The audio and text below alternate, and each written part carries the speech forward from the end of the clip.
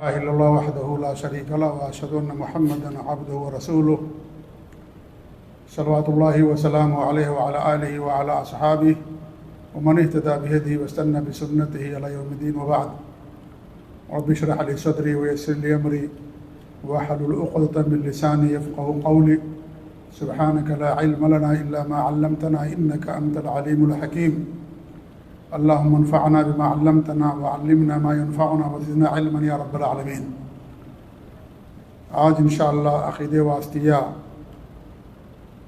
کی شرح کے دوران قیاس جو اسلامی شریعت کا چوتھا ماخذ اور مصدر ہے اور اہم باب ہے، انشاءاللہ اس کو ہم آج جاننے کی کوشش کریں گے.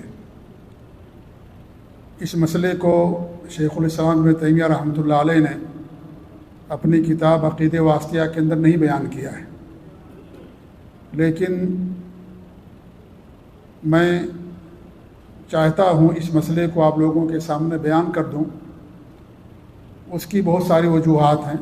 ایک بڑی وجہ یہ ہے کہ بہت سارے لوگ ہم لوگوں پر اعتراض کرتے ہیں کہ ہم لوگ قیاس کو نہیں مانتے ہیں، کیونکہ ہم عام طور پر اکثر قرآن و حدیث کا نام لیتے ہیں اور ہر مسئلے کو قرآن و حدیث سے جاننے کی کوشش کرتے ہیں.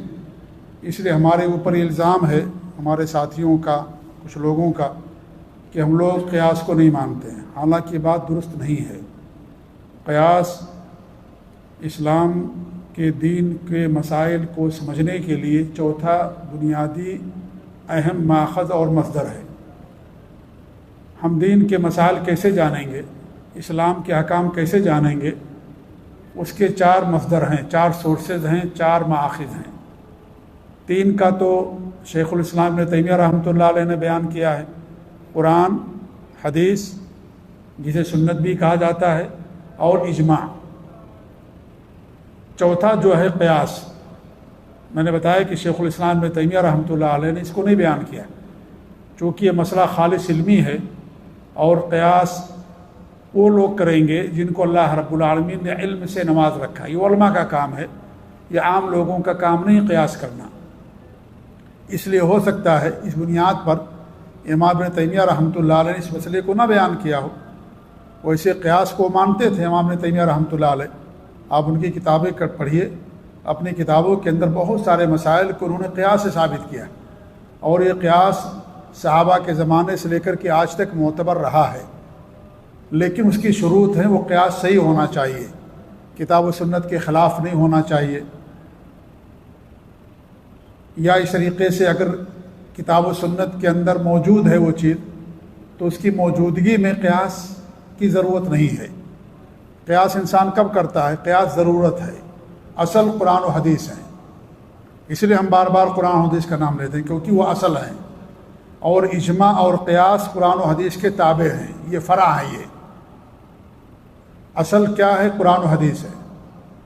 اور یہ جو اجماع اور قیاس ہے وہ اصل نہیں ہے، وہ تابع ہے کتاب و سنت کے. کوئی بھی قیاس اگر قرآن کے خلاف ہے یا حدیث کے خلاف ہے تو اس قیاس کو نہیں لیا جائے گا.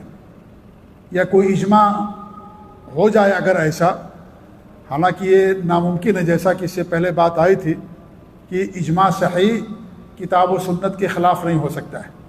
وہ اجماع فاسد ہوگا اگر وہ قرآن کے خلاف ہوگا یا حدیث کے خلاف ہوگا. تو اسے ہم قیاس کو مانتے ہیں، لیکن وہ قیاس صحیح ہونا چاہیے، کتاب و سنت کے موافق ہونا چاہیے. اگر وہ حدیث کے خلاف ہے، سنت کے خلاف ہے، قرآن کے خلاف ہے، یا حدیث کے اندر نص موجود ہے، صراحت موجود ہے، اس کے باوجود اگر کوئی قیاس کرتا ہے اور قیاس کی بنیاد پر حدیث کو رد کر دیتا ہے تو اس قیاس کو ہم نہیں مانتے ہیں، کیونکہ وہ حدیث کے خلاف ہے. اور ایسی بہت سارے قیاس آپ کو ملیں گے لوگوں کے ہاں کہ انہوں نے اپنی عقل اور قیاس کی بنیاد پر حدیث کو رد کر دیا، یا قیاس کے اندر ایسے مسائل بیان کر دیے جو غلط قیاس ہے، فاسد قیاس ہے. اس لیے ایسے قیاس کو ہم نہیں مانتے ہیں. ہم وہ قیاس مانتے ہیں جو صحیح ہو، جس کی اصل موجود ہو کتاب و سنت کے اندر، حدیث کے خلاف نہ ہو، سنت کے خلاف نہ ہو، قرآن کے خلاف نہ ہو، اجماع کے خلاف نہ ہو. اس قیاس کو ہم مانتے ہیں. لیکن وہ قیاس جس کے اندر شرطیں نہ پائی جائیں ان قیاس کو ہم نہیں مانتے۔ اسی لیے ہمارے ساتھیوں نے یا بہت سارے فرقوں نے ہمارے اوپر الزام لگا دیا کہ ہم لوگ اجماع اور قیاس کو نہیں مانتے۔ مانتے ہیں، صحیح اجماع کو بھی مانتے، صحیح قیاس کو بھی مانتے، لیکن وہ صحیح ہونا چاہیے، اجماع بھی صحیح ہونا چاہیے۔ بہت سارے لوگوں نے اجماع کا دعویٰ کیا، لیکن وہ اجماع صحیح نہیں ہے ان کا۔ انہوں نے دعویٰ کر دیا ایسے ہی اپنے مسلک کی تقویت کے لیے، اپنے مسلک کو برحق ثابت کرنے کے لیے کہ اس مسئلے میں اجماع، حالانکہ اجماع نہیں ہوتا۔ تو ایسے اجماع کے ہم قائل نہیں ہیں، ایسے اجماع کو ہم نہیں مانتے۔ وہ اجماع صحیح ہونا چاہیے، ثابت ہونا چاہیے، وہ اجماع صحیح اور ثابت ہونا چاہیے۔ اسی قیاس کا بھی معاملہ، قیاس صحیح ہونا چاہیے، کتاب و سنت کے خلاف نہیں ہونا چاہیے۔ اور قیاس کے ارکان ہیں، وہ ساری چیزیں انشاءاللہ آئیں گی۔ ابھی میں آپ کے سامنے قیاس کے بارے میں بتاؤں گا کہ قیاس کا معنی اور اس کا مفہوم کیا ہے، قیاس کی تعریف کیا ہے، تو یہ بات اور کھل کر کے آپ لوگوں کے سامنے آئے گی۔ تو ہم قیاس کو مانتے ہیں، اور چونکہ یہ دورہ یا یہ کتاب اپنے موضوع پر ایک اہم کتاب ہے، اور میں سمجھتا ہوں کہ ہمارے جو سامعین ہیں، ناظرین ہیں، ان کے پاس علم کا اتنا لیول آ چکا ہے کہ قیاس کا مسئلہ بھی ان کے سامنے اگر بیان کر دیا جائے تو انشاءاللہ بہتر ہی ہوگا، فائدہ مند ہوگا۔ انہی وجوہات کی بنا پر میں نے قیاس کا مسئلہ بیان کیا ہے، اگرچہ کتاب کے اندر امام ابن تیمیہ رحمۃ اللہ علیہ نے اس مسئلے کو نہیں بیان کیا ہے، اور جنہوں نے اس کتاب کی شرح کی ہیں انہوں نے بھی اس مسئلے کو نہیں بیان کیا ہے، لیکن اس میں کوئی مضائقہ نہیں ہے کہ فائدے کے پیش نظر لوگوں کے لیے اگر کتاب کا شرح کرنے والا یہ سمجھتا ہے کہ لوگوں کی اس کی ضرورت ہے کہ ان کے علم میں اضافہ ہو یا مسئلہ بھی وہ جانیں، تو اس کو بیان کرنے میں کوئی قباحت نہیں ہے۔ اس لیے مسئلہ میں نے آپ لوگوں کے سامنے بیان کیا ہے۔ قیاس یہ اللہ رب العالمین کی طرف سے سمجھ لیجیے اس امت کے لیے بہت بڑی نعمت ہے یہ، کیونکہ آپ جانتے ہیں کہ قرآن و سنت کے اندر بہت سارے مسائل صراحت کے ساتھ موجود ہیں، اور بہت ساری چیزیں ایسی ہیں جو زمانے کے ساتھ ساتھ نئی نئی چیزیں پیدا ہوتی رہتی ہیں۔ اب ان چیزوں کے تعلق سے قرآن و سنت کے اندر صراحت کے ساتھ کوئی حکم موجود نہیں ہے۔ دین تو قیامت تک کے لیے ہے، اب کوئی نیا دین دنیا کے اندر نہیں آئے گا، نبوت و رسالت کا سلسلہ اللہ نے بند کر دیا ہے، تو ان نئے مسائل کا کیا ہوگا؟ وہ جو نئے مسائل پیدا ہوتے رہتے ہیں، ہمارے نبی کے زمانے میں نہیں تھے وہ، یا صحابہ کے زمانے میں نہیں تھے، نئی نئی چیزیں پیدا ہوتی رہتی ہیں، تو ان نئی چیزوں کا کیا حکم ہے؟ جبکہ ہمارا ایمان ہے کہ دین کامل ہے، اور اللہ رب العالمین نے دین کو قیامت تک کے لیے اس کو محفوظ کر دیا ہے، تو اس مسئلے کا آخر کیا ہوگا جس مسئلے کا حکم کتاب و سنت کے اندر صراحت کے ساتھ موجود نہیں ہے؟ تو اس کا بھی تو کوئی حل ہونا چاہیے۔ جب ہم یہ کہتے ہیں کہ ہمارے دین یہ شریعت ہر زمانے کے لیے ہے، تو اس زمانے میں جو نئے نئے مسائل ہیں ان کا بھی حکم ہونا چاہیے، اس کا بھی کچھ علاج ہونا چاہیے۔ تو اس کا علاج کیا ہے؟ اس کا علاج قیاس ہے۔ قیاس کے ذریعے سے وہ مسائل بیان کیے جاتے ہیں، ان کا حکم بیان کیا جاتا ہے۔ تو یہ جو قیاس ہے، یہ سمجھ لیجئے یہ شریعت کے اندر کوئی اضافہ نہیں ہے، بلکہ یہ شریعت کے اصولوں کو جو نئے مسائل پیش آتے ہیں ان کا حکم جاننے کا ایک ذریعہ اور ایک سبب ہے۔ اس لیے قیاس یہ بہت اہم چیز ہے یہ شریعت کے اندر، اس لیے ہر زمانے میں قیاس صحیح معتبر رہا ہے، لوگ اس کو مانتے ہیں قیاس صحیح کو، لیکن اس کے شروط ہیں، اس کے ارکان ہیں، اس کے ضوابط ہیں۔ ان ضوابط اور ان شروط کی روشنی میں اگر کوئی قیاس ہوتا ہے تو اس قیاس پر عمل ہوتا ہے، اس کو مانا جاتا ہے۔ تو یہ قیاس ہے جس کی ضرورت ہر زمانے میں رہی ہے۔ صحابہ نے بھی قیاس کیا، جب لوگوں نے زکوٰۃ دینے سے انکار کر دیا تو ابوبکر صدیق رضی اللہ تعالیٰ عنہ نے زکوٰۃ کو نماز پر قیاس کیا، اور کہا کہ جیسے کہ نماز چھوڑنا کفر ہے، ایسی زکوٰۃ کا نہ دینا یا اس کا انکار کرنا یہ بھی کفر ہے۔ تو انہوں نے باقاعدہ ان سے جنگ لڑی۔ شروع میں حضرت عمر رضی اللہ تعالیٰ عنہ نے انکار کیا اور کہا کہ آپ ان سے کیسے جنگ لڑیں گے، یہ تو قرآن کو مانتے ہیں، نبی کو مانتے ہیں، اور وہ نماز بھی پڑھتے ہیں، تو آپ کیسے ان سے جنگ لڑیں گے؟ تو انہوں نے کہا کہ جو نماز اور زکوٰۃ کے درمیان تفریق کرے گا، فرق کرے گا، ہم اس سے جنگ کریں گے۔ تو ابوبکر صدیق رضی اللہ تعالیٰ عنہ نے قیاس کیا، اور بعد میں عمر فاروق رضی اللہ عنہ نے باقاعدہ ان کا ساتھ دیا اور کہا کہ آپ کا دل اللہ نے سینہ کھول دیا، اور آپ جو کہہ رہے وہی بات درست ہے، اور تمام صحابہ نے مل کر کے مرتدین کے خلاف یا جو زکوٰۃ دینے سے انکار کر رہے تھے ان کے خلاف جنگ کیا۔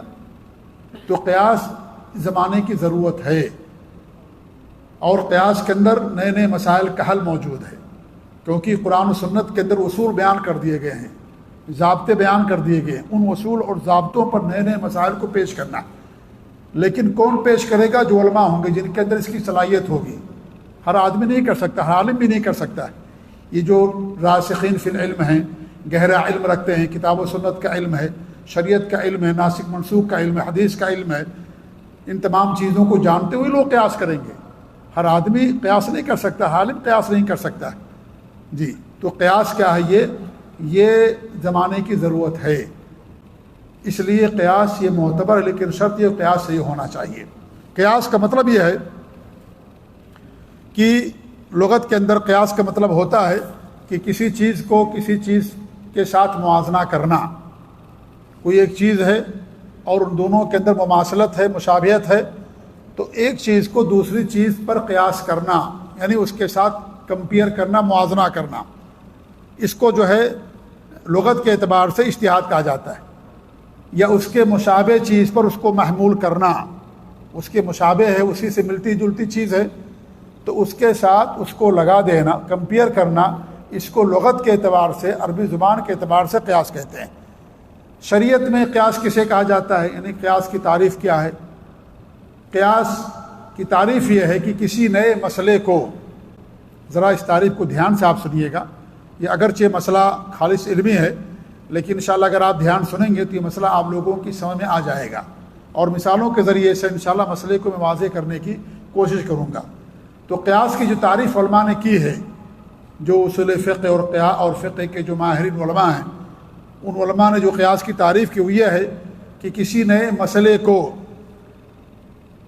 ایسے اصل مسئلے کے حکم میں شامل کرنا جس کا حکم قرآن اور سنت اور اجماع سے ثابت ہو، اور ان دونوں کے درمیان کوئی مشترک علت ہو جو دونوں کے اندر پائی جاتی ہو، اس کو قیاس کہا جاتا ہے۔ نیا مسئلہ پرانے مسئلے کے ساتھ جوڑ دینا، وہ پرانا مسئلہ جس کی اصل یا تو کتاب اللہ میں ہو یا تو حدیث میں ہو یا اجماع میں ہو، اور ان دونوں کے اندر علت جو ہو، جو سبب اور ریزن ہو، ان دونوں کے درمیان مشترک ہونا چاہیے، وہ سبب نئے مسئلے کے اندر بھی پایا جانا چاہیے۔ اس کو کیا کہتے ہیں؟ اس کو قیاس کہا جاتا ہے۔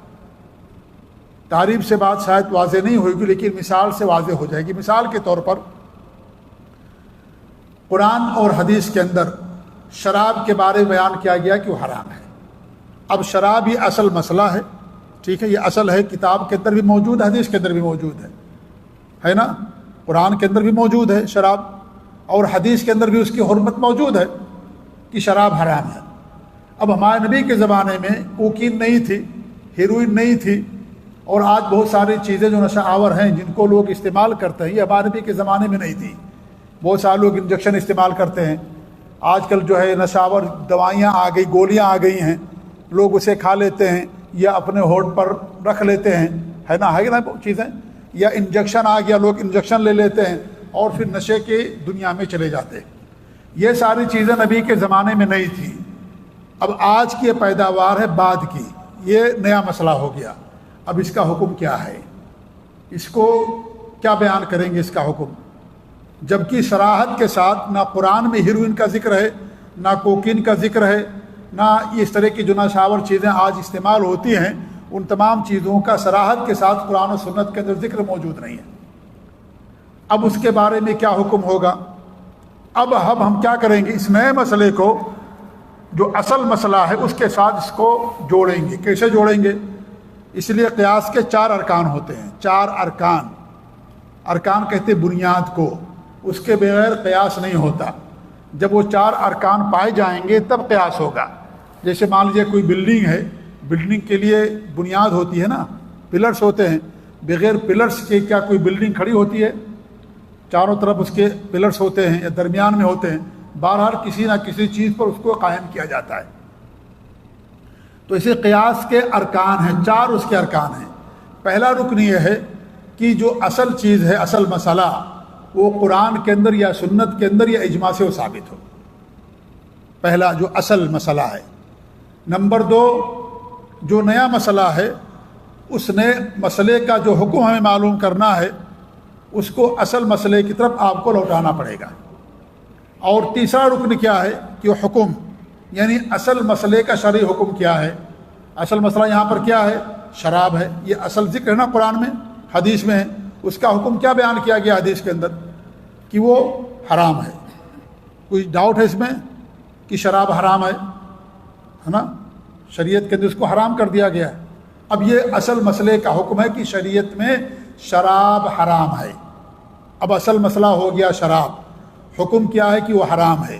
اب نیا مسئلہ کیا ہو گیا؟ نیا مسئلہ اس کو فرع کہا جاتا ہے. فرع یعنی برانچ، اصل اس کے بعد فرع. باپ ہوگا تب اولاد آئے گی. بغیر باپ کی اولاد ہو سکتی؟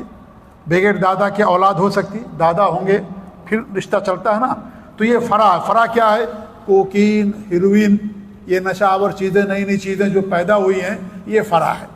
یہ تین چیزیں ہو گئی. چوتھا رکن کیا ہے؟ علت. کہ ان دونوں کے درمیان جو علت ہے، جو ریزن ہے اس کے حرام ہونے کی، ان دونوں کے اندر وہ ریزن پایا جانا چاہیے. ریزن کیا ہے شراب کی حرمت کا؟ کیا سبب ہے؟ جو لوگ سو رہے ہیں وہ بتائیں، سونے والے لوگ بتائیں کیا اس کا ریزن ہے. جاگنے والے بھی بتا سکتے ہیں. نشہ ہے. شراب انسان پیتا اس کو نشہ آ جاتا ہے. اب اس کو ماں بہن میں، بیٹی میں تمیز نہیں رہتی ہے نا. اول فول بکنے لگتا ہے اور پتہ نہیں کیا کیا وہ سب حرکتیں کرنے لگتا ہے، کیونکہ اب اس کی عقل ٹھکانے پر نہیں ہے. نشہ آ گیا اس کو، اس کی عقل زائل ہو گئی. اب یہ علت ہے. اب ہم یہاں یہ دیکھیں گے کہ ہیروئن میں، کوکین میں، یہ ساری نشاور چیزیں جو مخدرات، منشیات ہیں، کیا ان کے اندر یہ ریزن اور علت ہے کہ نہیں ہے؟ یہ علت ان کے اندر ہے کہ نہیں ہے؟ ہوتا ہے علت. اب علت دونوں کی ایک ہو گئی. تو اصل مسئلہ کیا ہے شریعت کے اندر؟ شراب حرام. تو جب یہ علت اس کے اندر بھی آ گئی وہی چیز، تو یہ بھی کیا ہوگی؟ حرام ہوگی نا. بات واضح ہوئی کہ نہیں واضح ہوئی؟ تو اس کو کہا جاتا ہے قیاس. اس کے اندر کتنی چیزیں ہوتی ہیں؟ 4 چیزیں. ایک اصل مسئلہ، کہ اس اصل مسئلے کی دلیل ہو قرآن و سنت کے اندر یا اجماع کے اندر. دوسرا یہ ہے کہ جو نیا مسئلہ ہے اس نئے مسئلے کو اس پر قیاس کرنا، جوڑنا. نیا مسئلہ جیسے یہاں جو مثال ہم نے دی نشہ کے تعلق سے، ہیروئن، کوکین، مخدرات، منشیات، نئی نئی چیزیں آج کل آئی ہیں نا. انسان اس کو پی لیتا ہے یا سونگھ بھی لیتا ہے. بہت ساری چیزیں آج انسان سونگھ لیتا ہے. وہ نہ پیتا ہے نہ کھاتا، سونگھ لیا وہ نشے میں چلا گیا، مست ایک دم نئی دنیا میں چلا گیا.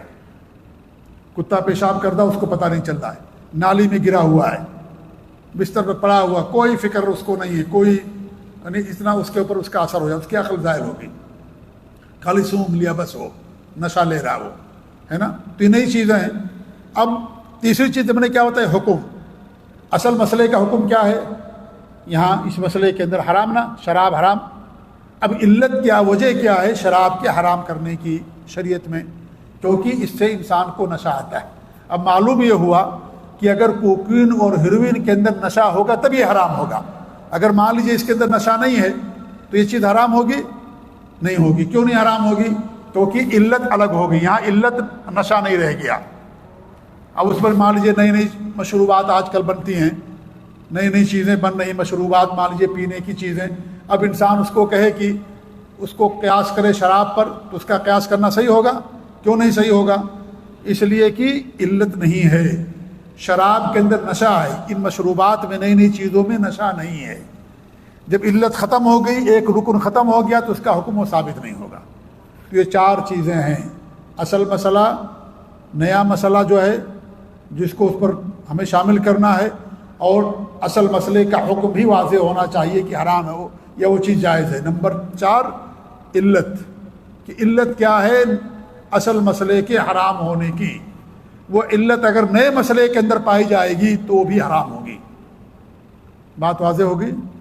ایک مثال ہے. دوسری مثال یہ سمجھ لیجئے، قرآن میں اللہ رب العالمین نے کیا فرمایا ہے ماں باپ کے تعلق سے؟ فلا تقل لہما اف ولا تنہرہما. ماں باپ کو ریٹے نہ کہو، ان کو نہ ڈانٹو. ٹھیک ہے. اب اصل مسئلہ کیا ہے کہ ماں باپ کو اف تک نہیں کہنا ہے. ٹھیک ہے. اب نیا مسئلہ یہاں پر کیا ہے؟ اب قرآن میں یہ نہیں کہا گیا کہ ماں باپ کو نہ مارو ڈنڈے سے، قرآن میں اللہ نے نہیں کہا ہے، یہ حدیث کے اندر نہیں کہا گیا کہ قرآن کی ماں باپ کو ڈنڈے سے نہ مارو۔ اب کوئی آدمی آ کر کہے کہ بھئی قرآن میں کہا گیا کہ ریٹے نہ کہو، اف نہ کہو، ڈنڈا مارنے کے سے تو نہیں منع کیا گیا، لہٰذا ہم ڈنڈا ماریں گے ماں باپ کو، تھپڑ ماریں گے ماں باپ کو، تو کیا اس کا یہ کہنا صحیح ہوگا؟ نہیں صحیح ہو۔ کیوں؟ اس لیے کہ اب یہاں اصل مسئلہ کیا ہے کہ ماں باپ کو ریٹے کہنے سے، ماں باپ کو جھڑکنے سے منع کیا گیا، اصل مسئلہ ہے، ٹھیک ہے۔ اب نیا مسئلہ کیا ہو گیا؟ ماں باپ کو ڈنڈا مارنا، ماں باپ کو تھپڑ مارنا۔ اب اصل مسئلے کے اندر ماں باپ کو ریٹے کہنے سے منع کیا گیا نا، منع ہے۔ اب علت یہاں پر کیا ہے؟ علت کیا ہے؟ ماں باپ کو تکلیف دینا۔ تو جب ماں باپ کو ریٹے کہنے میں تکلیف ہے، اذیت ہے، تو مارنے میں اذیت تو اور زیادہ ہوگی نا، تو بدرجہ اولا وہ چیز منع ہوگا نا کہ نہیں منع ہوگا؟ وہ منع ہوگا۔ کیا ہے؟ وہ بدرجہ اولا وہ چیز منع ہوگی۔ کچھ لوگ اس کو قیاس بیان کرتے ہیں، کچھ لوگ اس کو قیاس اولا کے اندر بیان کرتے ہیں۔ بات سمجھ آ رہی کہ نہیں سمجھ آ رہی ہے؟ جی ہاں۔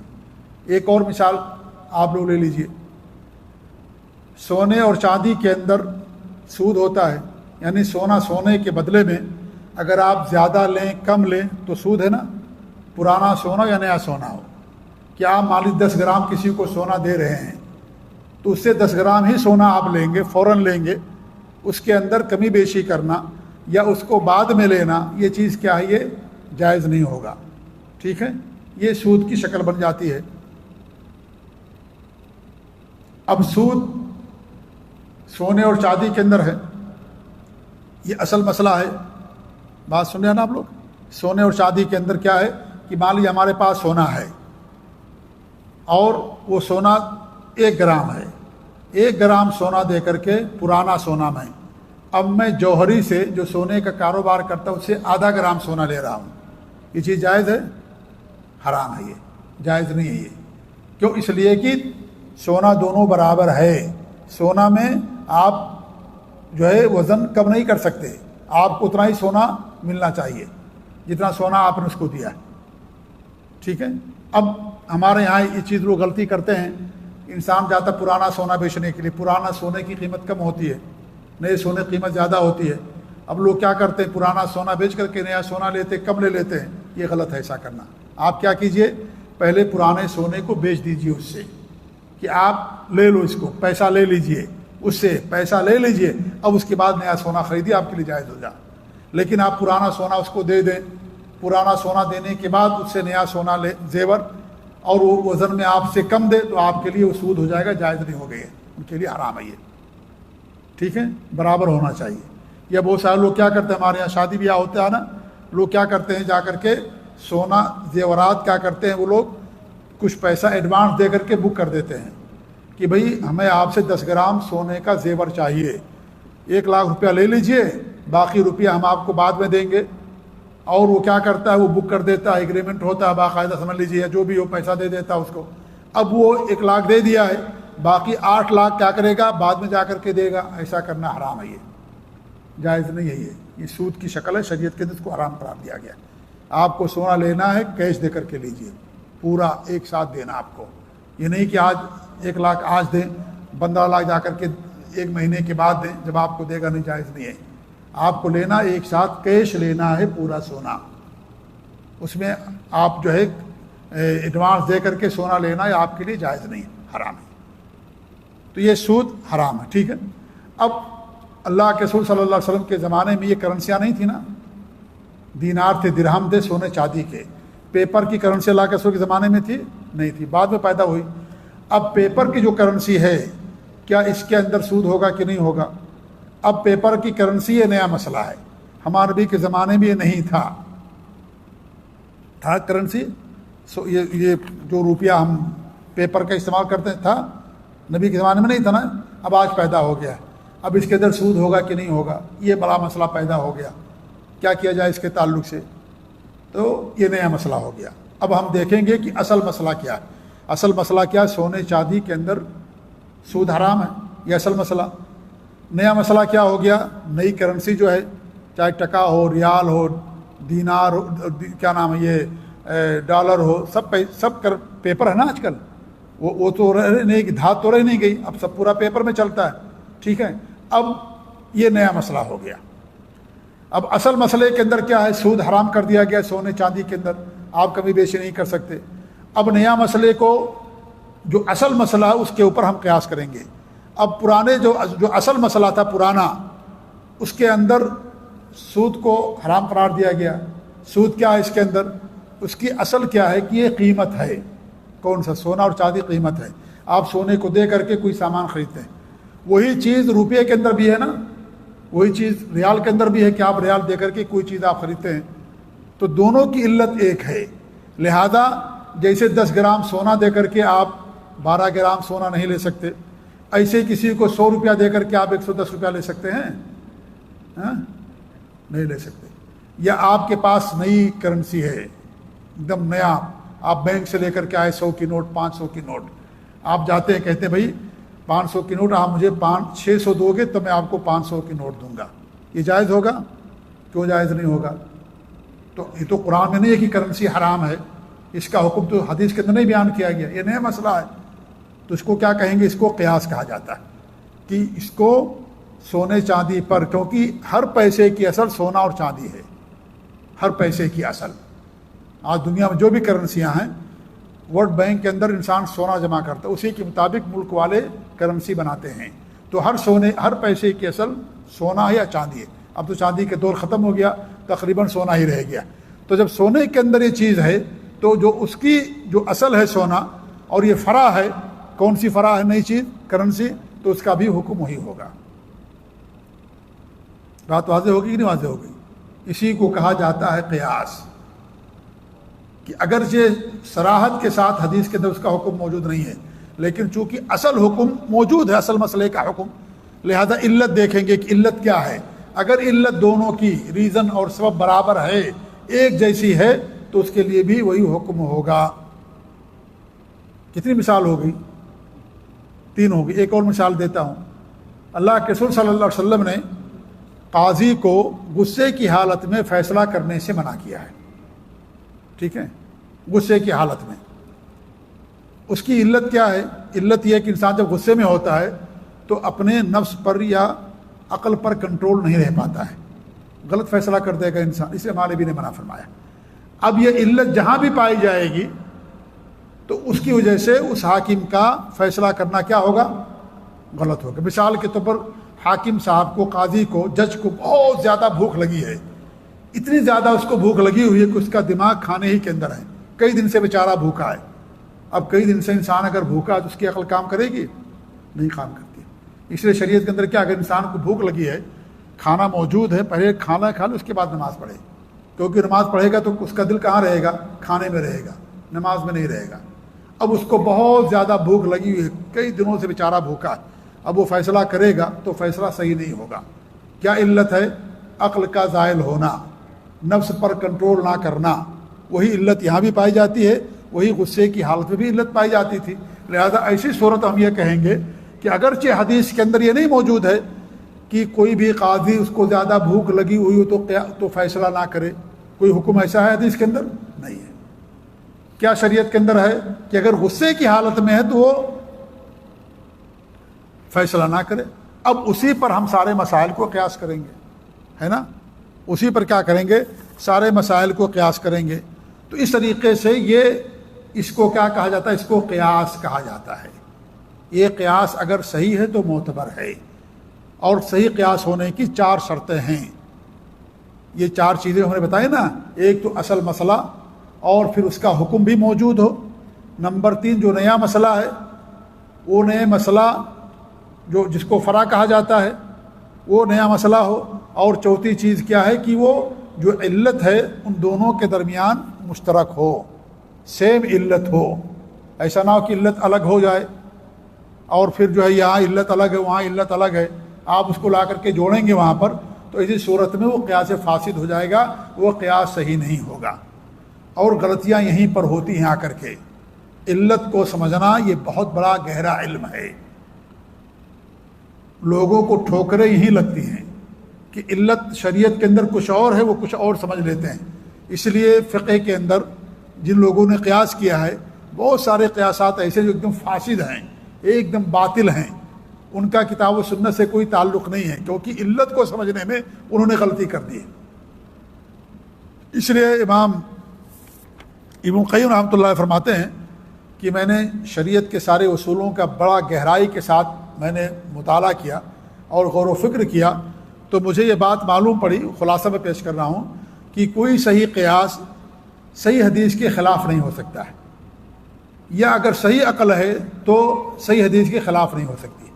اگر قیاس صحیح نہیں ہے تو اس کے اندر یا تو قیاس غلط ہوگا، یا تو جس پر انہوں نے اس مسئلے کو کھڑا کیا ہے وہ حدیث صحیح نہیں ہوگی، یا علت وہ نہیں ہوگی جو علت وہ سمجھ رہے ہیں، کوئی نہ کوئی خامی اور کمی ہوگی۔ اور یہ مسئلہ اتنا گہرا ہے کہ بڑے بڑے فاضل علماء بھی اس کے اندر جو ہے صحیح مسئلے کو نہیں پہنچ پاتے ہیں، جو صحیح علت ہے اس تک نہیں پہنچ پاتے، اس لیے یہاں پر آ کر کے لوگ ٹھوکریں کھاتے ہیں۔ اس لیے آپ دیکھیں گے فقہ کی کتابوں کے اندر ایسے ایسے مسائل بیان کیے گئے ہیں جو انتہائی غلط ہیں، انتہائی غلط ہے وہ، تو جو غلط قیاسات ہیں ہم ان کو نہیں مانتے۔ اگر ان مسائل کو ہم بیان کریں تو ایک لمبی گفتگو ہو جائے گی، اور کچھ مسائل تو ایسے جسے ہم آپ کے سامنے بیان نہیں کر سکتے ہیں، جنسی مسائل ہیں، قیاس کے نام پر انہوں نے جنسی مسائل بیان کیے کہ آپ سنیں گے تو حیران ہو جائیں گے، دنگ ہو جائیں گے کہ کیا علماء بھی ایسے مسائل بیان کر سکتے ہیں؟ کیا علماء کے اندر بھی یعنی اس طرح کے مسائل بیان کر سکتے ہیں وہ؟ یعنی جنسی مسائل، ایسے ایسے مسائل بیان کے فقہ کے نام پر، قیاس کے نام پر۔ ہم ایسے سارے مسائل گندگی والے مسائل ہیں، یہ ہم اس کو بیان کر کے اپنی مجلس کو گندا نہیں کرنا چاہتے ہیں۔ جی ہاں، ایسے ایسے مسائل ہیں۔ ایک کتاب حقیقت الفقہ ہے، ہندوستان کے اندر لکھی گئی، وہ کتاب پڑھیں گے تو آپ کو اندازہ ہو جائے گا کہ ایسی ایسی غلط چیزیں بیان کی گئی۔ ایک دو مسئلہ میں آپ لوگوں کے سامنے بیان کر دوں، گندے مسائل نہیں ہیں لیکن وہ کتاب و سنت کے خلاف ہیں۔ مثال کے طور پر وہ یہ ہے کہ ایک تو نص کے بھی خلاف ہے، وہ حدیث کے اندر آتا ہے کہ اگر حضرت ابو ہریرہ رضی اللہ عنہ کی حدیث ہے اور دیگر صحابہ سے بھی مروی کہ اگر کوئی آدمی جانور بیچتا ہے، کیا بیچتا ہے؟ جانور، ایسے جانور کہ وہ بکری بیچتا ہے یا گائے بیچتا ہے، بھینس بیچتا ہے، اونٹنی بیچتا ہے، دودھ دینے والا جانور، اور کیا کرتا ہے اس کے دودھ کو تھن میں روک دیتا ہے، 2-3 دن تک نہیں دودھتا ہے۔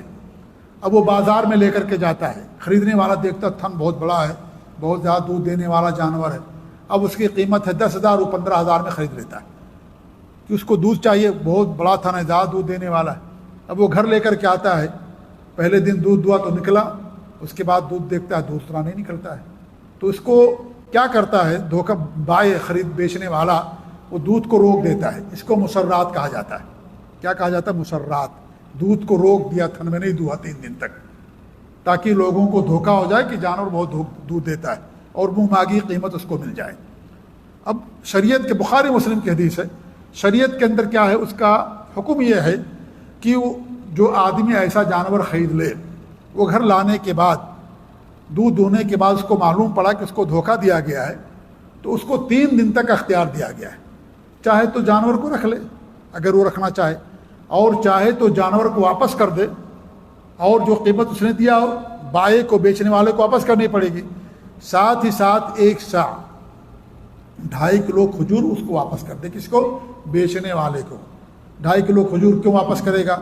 کیونکہ اس نے اس کا دودھ استعمال کیا، دودھ دہا نا اس نے، 1 دن 2 دن جو بھی رکھا اس نے دودھ دہا، تو اس کے بدلے میں کیا کرے؟ 1 سا کھجور اس کو واپس کر دے۔ 1 سا یعنی 2.5 کلو 2.25 کلو کھجور اس کو واپس کر دے۔ ٹھیک ہے؟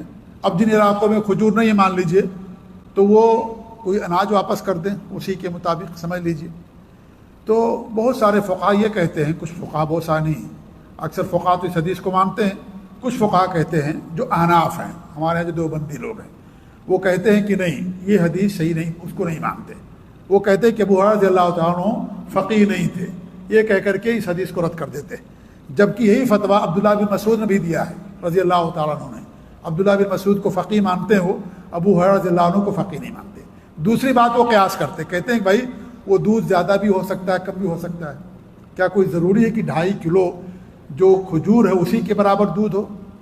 کم بھی ہو سکتا ہے، زیادہ بھی ہو سکتا ہے۔ 3 دن رکھا اس نے، اب 3 دن اس نے دودھ استعمال کر لیا، تو یہ ہماری عقل کے خلاف ہے، تو اس حدیث کو نہیں مانتے ہیں وہ لوگ، کہتے ہیں کہ نہیں، یہ دیکھا جائے گا کہ اس نے جو دودھ استعمال کیا اس کی قیمت کیا ہے، اس کے مطابق واپس کرے گا وہ۔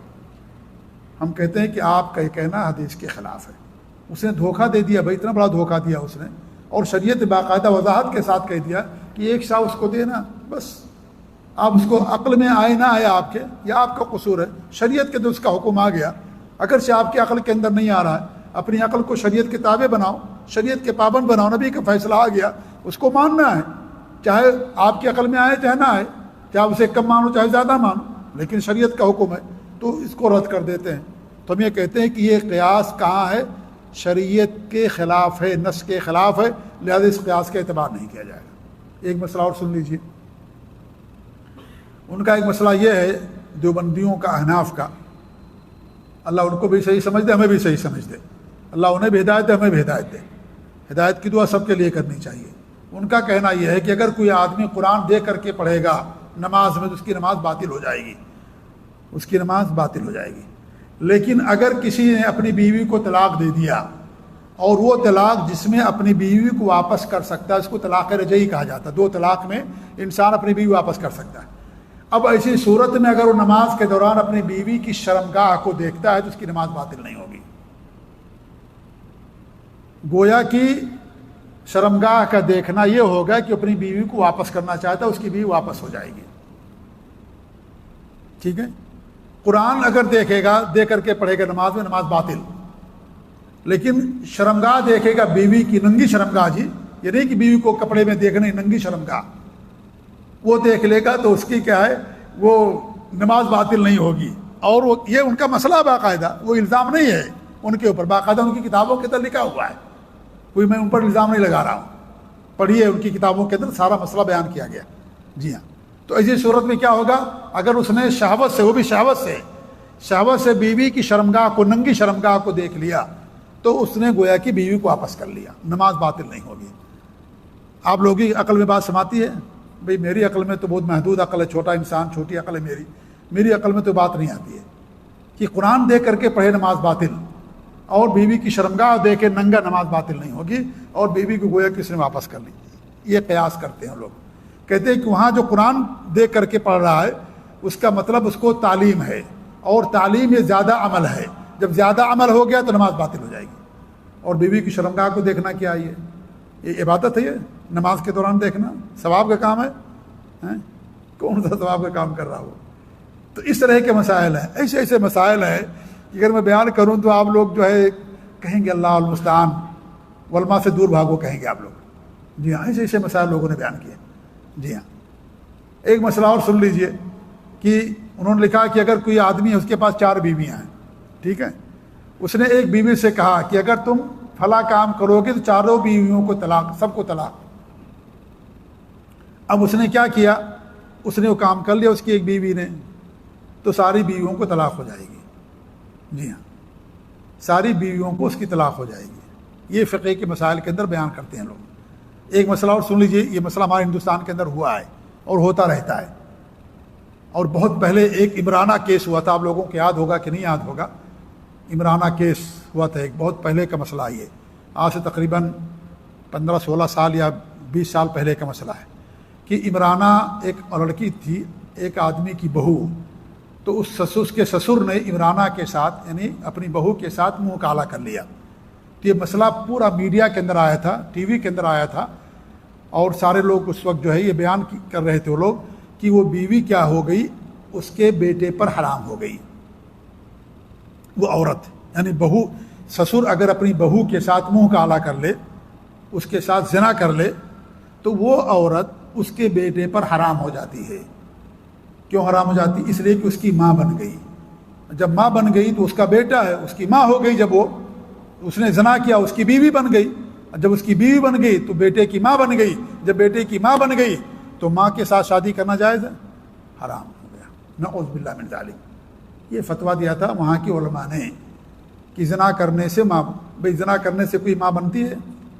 شریعت کا اگر حکم ہو ایسے ملک میں تو ایسی صورت میں کیا اس کا حکم ہے؟ رجم کر دیں گے، اس کو مار ڈالیں گے، کیونکہ شادی شدہ ہے، وہ سسر ہے، وہ جو اپنے بہو کے ساتھ اس نے زیادتی کی ہے۔ اب اس نے زیادتی کیا، زبردستی کیا، اب اس میں بیٹے کا قصور کیا ہے بھائی؟ بیٹا تو بے قصوروار ہے نا، اس کا قصور کیا ہے؟ زنا یہ کر رہا ہے اور حرام ہو رہی اس کے بیٹے کے اوپر. سوچئے زبردستی اگر کوئی زنا کرے کیا عورت ماں بن جاتی ہے؟ کیا عورت ماں بن جائے گی؟ بلکہ میرے بھائیوں میں یہ بتاؤں آپ کو، ابھی 1 مہینہ 2 مہینہ پہلے کا معاملہ، بلکہ 2-3 مہینہ ہو گیا، میرے پاس ایک صاحب آئے تو ان کا رشتہ ایک لڑکی کے ساتھ لگ رہا تھا. تو انہوں نے کہا کہ میں نے اس کی ماں کو شہوت کے ساتھ دیکھا تھا، کیونکہ ہمارے خاندان میں آتی ہے وہ. اس کی ماں کو میں نے شہوت کے ساتھ دیکھا، یعنی میرے دل کے اندر شہوت آئی اس کی ماں کو دیکھنے کے بعد. اب اسی کی لڑکی سے میری شادی ہو رہی ہے، تو کیا میری شادی ہو سکتی کہ نہیں ہو سکتی؟ انہوں نے اپنے دیوبندی علماء سے فتویٰ پوچھے، سب نے کہا کہ حرام ہے، تم اس لڑکی کے ساتھ شادی نہیں کر سکتے، کیونکہ تم نے اس کی ماں کو شہوت کے ساتھ جب دیکھا، تم نے اس کی ماں کو، تمہارے دل کے اندر شہوت پیدا ہو گئی. جب شہوت پیدا ہو گئی وہ تمہاری بیوی جیسی ہو گئی.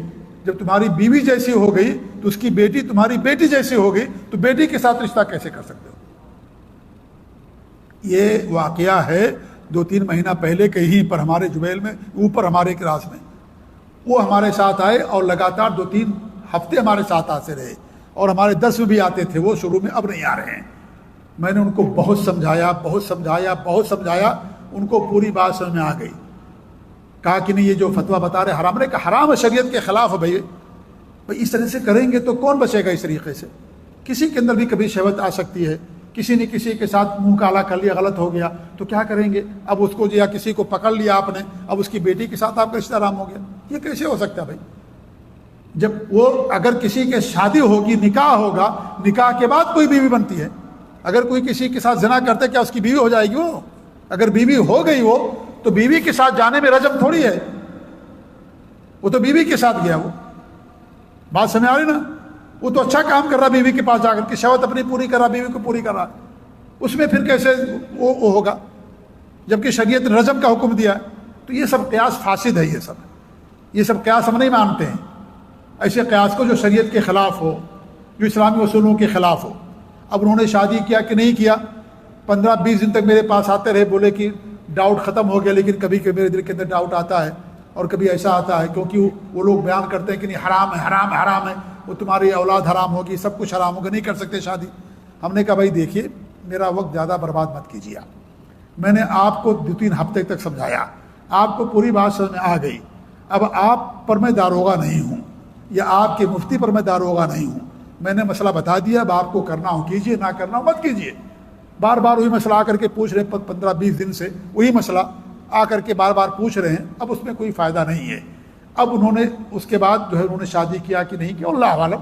بہرحال شروع کے درس میں ہمارے پاس سامنے وہ آتے تھے اور باقاعدہ میسج بھیجتے تھے کہ اللہ تعالیٰ آپ کو جزائے خیر دے، آپ نے بڑی وضاحت کے ساتھ بتا دیا، بڑی صراحت کے ساتھ بتا دیا، آپ کے دروس سے بڑا فائدہ مجھے ہوا، میں آپ کے درس میں آؤں گا، اپنے گھر والوں کو بھیجتا ہوں. یہ سب بھیجتے رہے. لیکن اب کئی جو ہے دنوں سے یا 4-5 ہفتے یا 1 مہینے سے اب میں ان کو باہر نہیں دیکھ رہا ہوں. ہو سکتا ہے شادی کے لیے گئے ہوں، اللہ عالم. اللہ تعالیٰ باہر سب کی حفاظت فرمائے. تو کہنے کا مقصد یہ میرے بھائیو کہ قیاس ہم بھی مانتے ہیں، قیاس کا انکار نہیں کر سکتے. صحابہ کے زمانے سے قیاس چلا آ رہا اور قیامت تک یہ چیز رہے گی، کیونکہ دین قیامت تک کے لیے ہے. قیاس ایک اللہ کی طرف سے ایک بہت بڑی ایک نعمت ہے مسلمانوں کے لیے. یہ ایک نعمت ہے، یہ شریعت کے اندر اضافہ نہیں ہے، اور یہ ضرورت ہے. قیاس اجماع ضرورت ہے. اصل کتاب و سنت ہے. کتاب و سنت میں اگر نہیں ہوگا تب ہم قیاس کریں گے. اگر کتاب و سنت کے اندر ہے تو قیاس نہیں کریں گے، وہ قیاس فاسد ہے. یا اگر کوئی ایک عام انسان قیاس کرتا جس کے پاس علم نہیں ہے، اس قیاس کو بھی اگر وہ معتبر ہے تو اس کو اعتبار کیا جا سکتا ہے. لیکن یہ قیاس کرنا علماء کی ذمہ داری، عام لوگوں کی ذمہ داری نہیں. تو کتاب و سنت کی غیر یعنی صراحت کے ساتھ نص نہ ہونے کی صورت میں انسان قیاس کرتا ہے. تو قیاس ضرورت ہے، قیاس اصل نہیں ہے، اجماع اصل نہیں ہے. اصل کتاب و سنت ہے. اگر کتاب و سنت کے اندر مسئلہ موجود ہے، ہمیں قیاس کی ضرورت نہیں ہے. اور قیاس اگر ہوگا کتاب و سنت کے مقابلے میں، اس کو ردی کی ٹھوکرے میں پھینک دیں گے. ہم اس کو نہیں مانیں گے، کیونکہ اصل کتاب و سنت ہے. قرآن و سنت معصوم ہے، ہماری عقل، ہماری قیاس معصوم نہیں ہے. آپ کی قیاس الگ ہو سکتی ہے، کسی اور کی ہو سکتی ہے، آپ کچھ علت اور سمجھ رہے ہیں اور دوسرا آدمی علت کچھ اور سمجھ رہا ہے، اس لیے یہاں پر اکثر لوگوں کو ٹھوکریں لگیں اور منہ شگافیاں کی اور ایسے ایسے مسائل بیان کریں کہ ایسا انسان اگر پڑھے تو لگتا ہے کہ وہ کوئی افسانہ پڑھ رہا ہے، جنسی افسانہ پڑھ رہا ہے، وہ جنسی کتاب پڑھ رہا ہے۔ ہاں ہے یہ چیز بھائی، کوئی الزام نہیں ہے، ان کی کتابوں پڑھیے، فتاوی قاضی خان، فتاوی عالمگیری پڑھیے آپ لوگ، ہم لوگوں نے تو کچھ مسائل پڑھے ہیں اس کے اندر، تو آپ کو لگے گا کہ جو ہے آپ کوئی افسانہ پڑھ رہے ہیں، کوئی جنسی افسانہ پڑھ رہے ہیں، اور انسان کی شہوت خوب اس کے اندر بھڑکتی ہے، اسی مسائل بیان کیے انہوں نے۔ جی ہاں، تو یہ سب مسائل کو ہم نہیں مانتے ہیں، کیونکہ یہ سب جو ہے کتاب و سنت کے خلاف ہیں، حدیثوں کے خلاف ہیں، انسان کی عصمت اور اس کی عزت اور اس کی حفاظت کے خلاف ہیں، اس لیے ان سارے قیاسات کو ہم نہیں مانتے۔ وہ قیاس جو صاف ستھرا ہے، کتاب و سنت کے موافق ہے، اصل کے موافق ہے، اور علت ایک ہی ہے، اور کوئی عالم کر رہا ہے جو عالم ہے، اس کے قیاس کو ہم معتبر مانتے ہیں۔ اللہ تعالیٰ سے دعا کہ اللہ رب العالمین ہمیں صحیح سمجھ دے، آمین۔ جزاکم اللہ خیر، وصلی اللہ علیہ محمد وعلی آلہ وصحبہ اجمعین۔ بات واضح ہوئی کہ نہیں واضح؟ سمجھ گئے آپ لوگ کہ نہیں سمجھ مسئلے کو؟